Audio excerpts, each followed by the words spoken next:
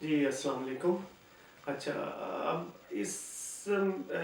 Video میں یہ بتانا چاہ رہا ہوں کہ جو ہم پچھلے اس میں ڈسکس کر رہے تھے کہ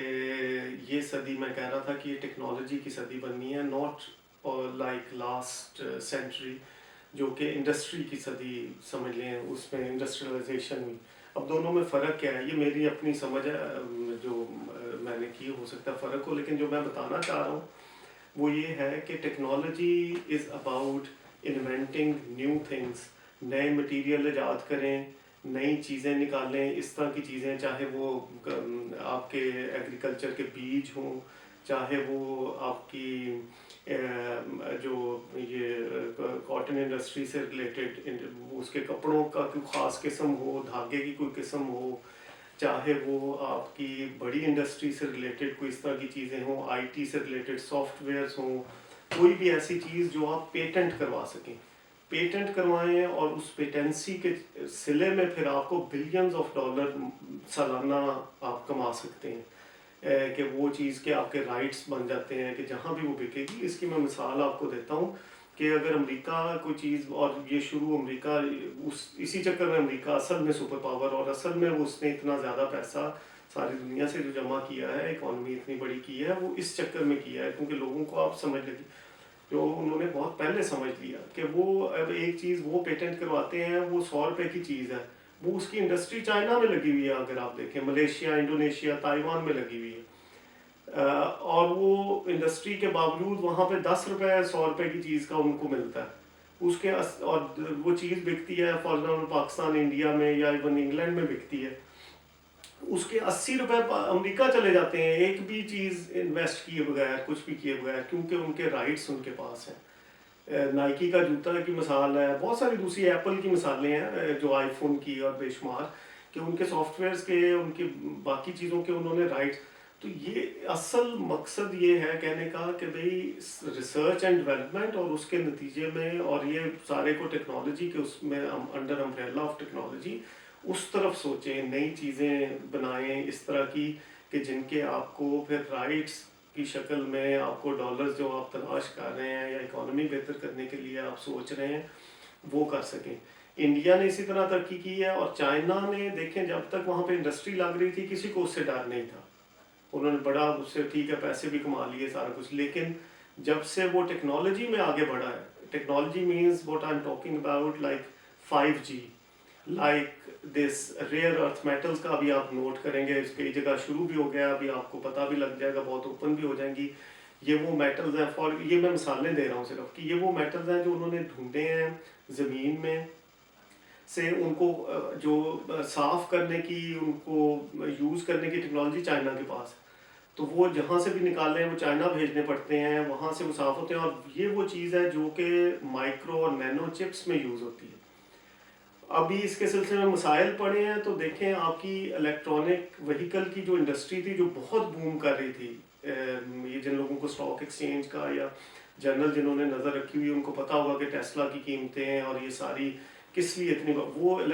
جو انوائرمنٹل فرینڈلی ایک ویو چلی ہے اس کے سلسلے میں یہ بہت اوپر چلی گئی تھیں، لیکن اب ایک دم سے ساری گرنا شروع ہوئی ہیں، کیونکہ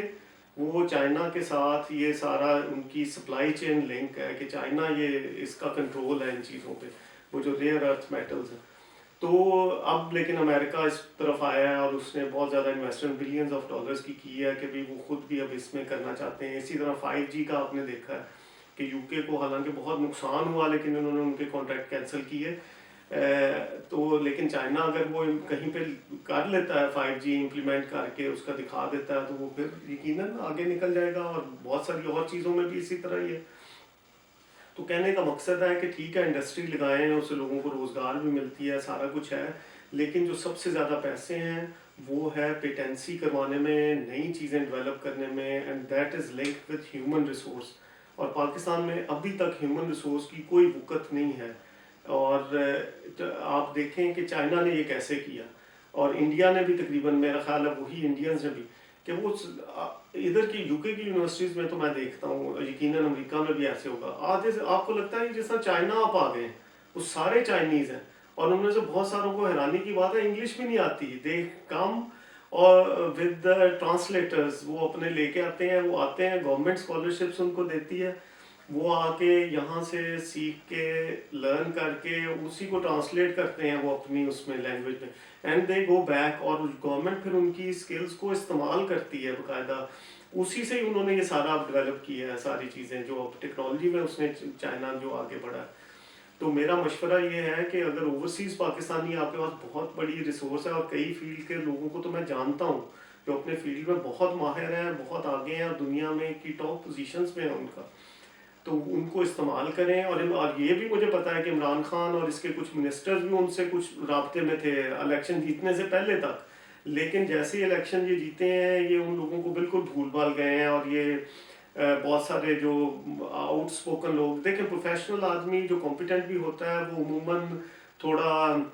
کیا کہہ لیں اس کو، تھوڑا روڈ بھی ہوگا، وہ ڈپلومیٹک اتنا زیادہ ہو سکتا ہے نہ ہو بولنے میں، اور وہ ہو سکتا ہے کہ بھئی وہ اتنا آؤٹ اسپوکن بھی نہ ہو، تو یہ آپ نے ڈھونڈا، یہ آپ کی ضرورت ہے وہ لوگ، یہ آپ نے ان کے ناز نخرے کہہ لیں یا جو بھی کہہ لیں وہ اٹھانے ہیں تاکہ آپ کے معاشرے میں یہ ترقی ہو سکے، اور اس کے بغیر آپ کے پاس میرا نہیں خیال کہ آج کل کوئی بھی راستہ ہے کہ اپنا جو ہے بجٹ ڈیفیسٹ اور سورس آف انکم جنریٹ کر سکیں۔ کتنی کے ایکسپورٹ آپ کر لیں گے کپڑے بنا کے اور بھیج کے، وہ ایک ادھر لا چینج کرتے ہیں آپ کی ساری انڈسٹری ادھر بیٹھ جاتی ہے۔ تو وہ خدا کے لیے وہ چیزیں دیکھیں جو آپ ان کی ضرورت بن جائیں، جس کے بغیر پھر یہ چل نہ سکے چیزیں، اس چیز میں جائیں، اور وہ آسان بھی ہیں، پھر اس کی بیس پہ اگر آپ انڈسٹری ڈیولپ کرتے ہیں تو that will be a sound